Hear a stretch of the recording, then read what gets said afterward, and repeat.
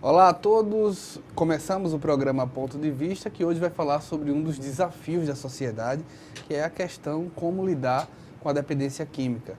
Para tratar sobre esse assunto, estamos aqui com a psicóloga, a psicanalista Sara Nunes, a quem eu agradeço ter aceitado o nosso convite. Hoje em dia, termina sendo um grande temor de qualquer família que seus filhos tenham acesso às drogas. Como lidar hoje? Como isso tem se transformado ou se transformou num grande problema moderno? Boa tarde, Wendel. Agradeço o convite, né, para essa oportunidade de estar falando com vocês acerca dessa problemática tão crucial, né, e cada vez que se agrava no nosso país. Então, veja bem, as dificuldades são imensas em relação ao trato com a questão da dependência química, porque as drogas estão sendo cada vez mais fáceis, né, de chegar até o usuário, aos nossos adolescentes também, não é? E nem sempre, infelizmente, as famílias estão preparadas, né, para lidar com essa questão, né, tão complexa e tão exigente, né, que realmente perturba toda uma família. Não é?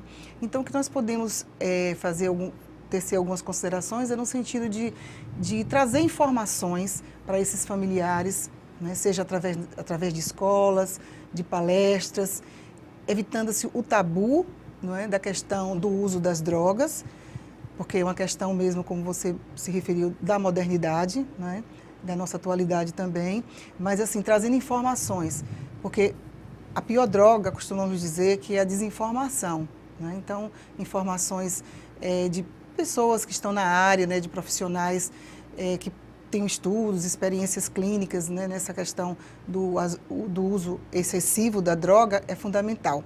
Então, o que dizer para as famílias, né? É tentar que elas acompanhem sempre que possível, né, os seus jovens, os seus familiares, independente de que cafona, né?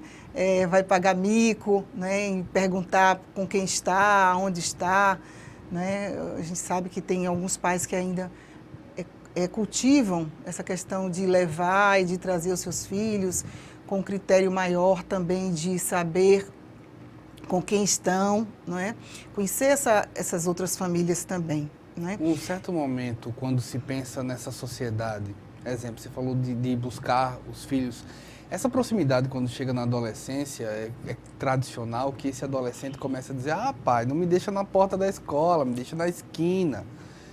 Como ser um pai legal e, ao mesmo tempo, presente?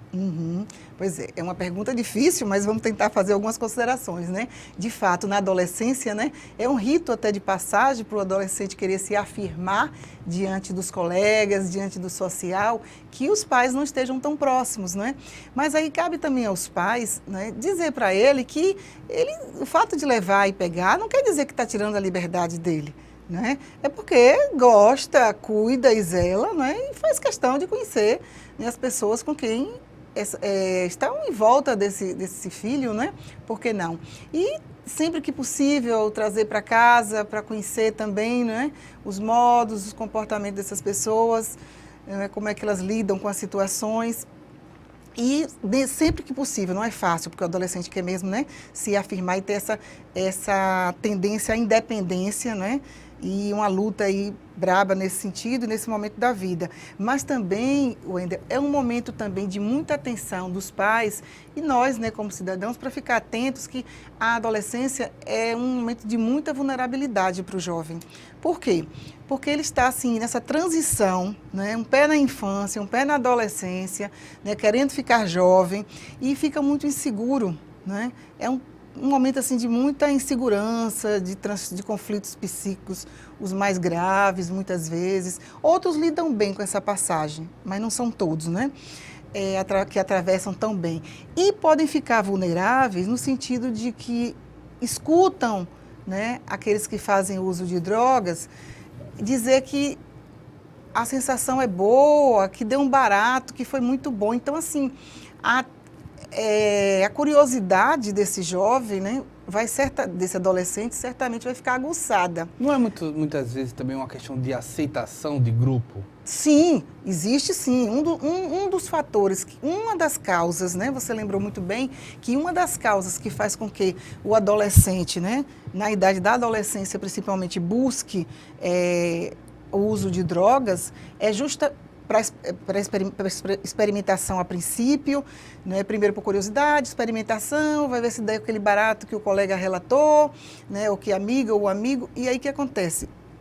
Eles ficam vulneráveis, né? Mas é uma forma, diante daquela timidez que falávamos há pouco, daquelas inseguranças, aqueles medos de enfrentamento, né? Dessa passagem, né? Desse atravessamento da vida, eles irem buscar as drogas, não é? Para pertencer a esse grupo, né? Como uma forma de pertencimento, se sentir agregados, né? E não excluídos, como se fossem... de própria forma incluído e não tivesse sendo assim o garoto, né, o jovem, né, considerado naquele gueto, vamos dizer assim, suficiente para participar dessas relações sociais, né? Porque a sociedade, principalmente nessa fase, é um tanto cruel, né? Uhum. Você tem a sua parte de pertencer ao grupo ou de um exílio, né? Uhum. Nesse sentido. A palavra do pai, a palavra do familiar, da mãe, ela não perde força nesse momento?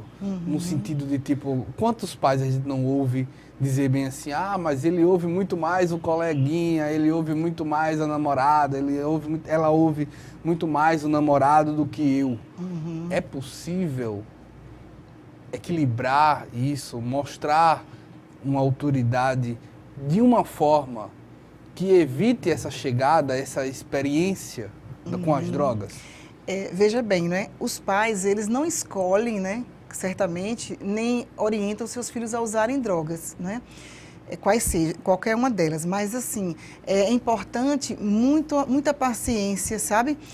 Dos pais para manter o diálogo com esses filhos, né? A presença, né, é fundamental. Claro que pai e mãe não pode estar 24 horas colado nos filhos, eles têm suas atividades profissionais, eles têm outros afazeres, mas sempre que possível, diálogo, pai e mãe, um e outro, não retirar a autoridade do pai ou da mãe, seja na frente dos filhos ou por trás, né? E também casais que se separam, não é? Entender que não existem ex-pais, mas existe ex-casal e continuarem juntos numa mesma linguagem para a educação dos filhos. Não é fácil, mas pode se evitar, não é? O fato dos pais, né, terem uma conversa franca, mostrando, né, os lados, né, dos malefícios em relação a quem busca, né, substâncias psicoativas ou drogas lícitas ou ilícitas, é importante. Não quer dizer garantia do não uso, não é? Mas de nenhum modo nós estamos em nossa clínica ou no nosso fazer diário, e em nenhum momento se pensa que os pais são culpados ou responsáveis pelo filho fazer determinadas escolhas e ter ido para o caminho das drogas, não é? Agora, veja bem, Wendel, é importante relatar que existem casos que eles nos dizem, né? Ou dizem nas clínicas quando são internados que eles começaram o uso, não é? Porque em casa tinha hábitos, não é, de todo final de semana beber, não é? Não necessariamente a família tem assim uma rotina de todo entretenimento, toda a comemoração, ter a bebida alcoólica, né, ter o tabaco, né, a nicotina também, que a gente sabe que o álcool e outras drogas, né, apesar de ser lícito o álcool, mas a nossa sociedade tem uma cultura que cultiva muito, né, esse tipo de hábito das comemorações serem ligadas ao álcool, né, a bebida alcoólica. Não necessariamente as famílias que têm esse tipo de cultura vão estar, vamos dizer assim, produzindo futuros dependentes químicos do álcool, não é? Mas alguns até nem querem beber, até por não verem tanto isso e não querem ou não se despertam, né, para esse tipo de hábito. Mas é importante lembrar que os valores, né, familiares, né, a conversa é importantíssimo ser mantida, não é? E a família também poder se encontrar com outros modos, né, de se divertir, de se entreterem, E sempre o diálogo é fundamental, brincadeiras entre eles, né? Porque é próprio nas famílias terem tensões, né? Mas também não precisa o tempo todo pai e mãe estar concordando com o que os filhos dizem, né? E os filhos também terem o diálogo, né? E abertura para dizer aos pais o que é que não concorda, né? Mas com respeito, claro, né? A gente tem começado essa conversa sobre dependência química pelos pais, pelas famílias. Em muitos momentos a gente para pensar que, tipo, como educar, por exemplo, a bebida é um ótimo fator de análise nesse sentido. Como educar meu filho a não consumir drogas, se no fim de semana eu só assisto o meu jogo, eu só assisto o meu show com bebida alcoólica? É o caso de, tipo, opa, preciso diminuir para dar exemplo? Claro, né? Dizem que as palavras arrastam, os exemplos também, não é? Então é fundamental porque se vai não necessariamente se tem que ir para um entretenimento, né, show, ou um entretenimento de final de semana, e está associada ao álcool, né? Então a gente sabe que existem vários padrões, né, e modos de uso de substâncias psicoativas ou drogas. E o álcool é uma delas, né? Tem pessoas que não necessariamente, Wendel, elas associam ir a um show e beber. Mas tem pessoas que na segunda-feira já estão pensando na quinta, na sexta, no sábado, né? Para poder consumirem algum tipo de drogas, né?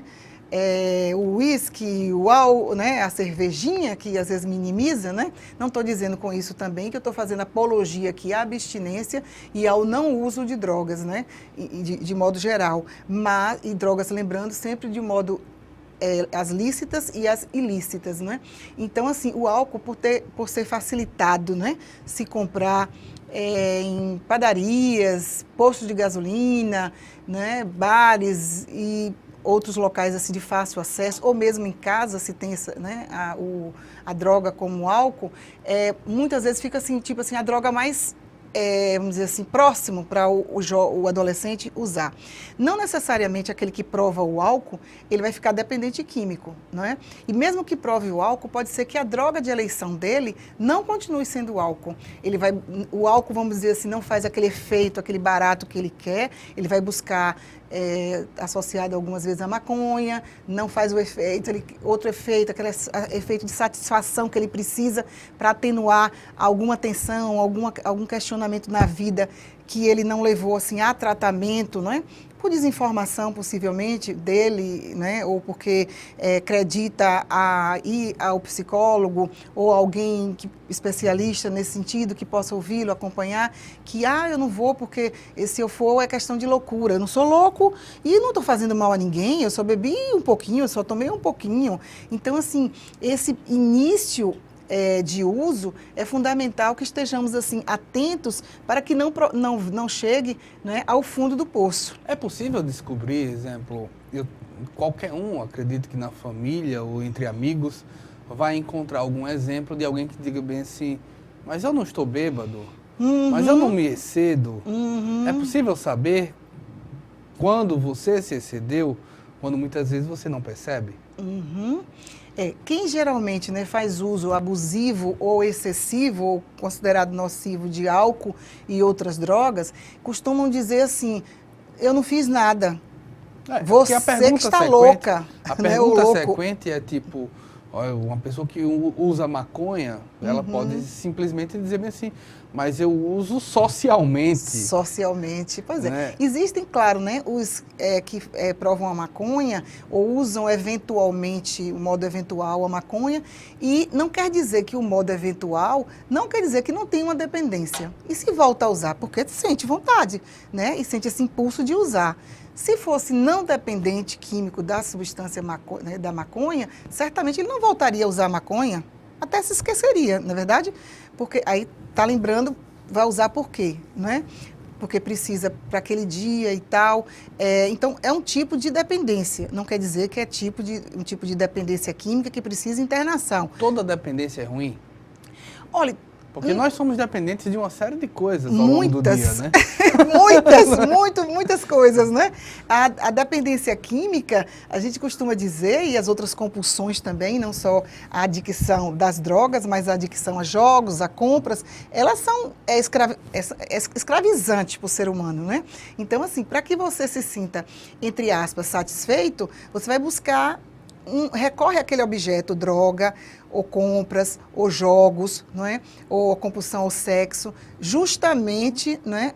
Para tentar aliviar, né, o seu mal-estar. Há quem tem a compulsão por remédio. Por remédio também. E o remédio, se usado de modo excessivo, né, e de modo que não seja de uma prescrição médica, né, ele também não deixa de ser, pode vir se tornar uma droga. Não é? A gente vai para um breve intervalo, porque nesse sentido, até para dar um pouco mais de tempo, a gente precisa saber como procurar ajuda. E a gente vai para um breve intervalo aqui no programa Ponto de Vista, que está aqui com a psicóloga Sara Nunes. Vamos falar mais sobre esse assunto.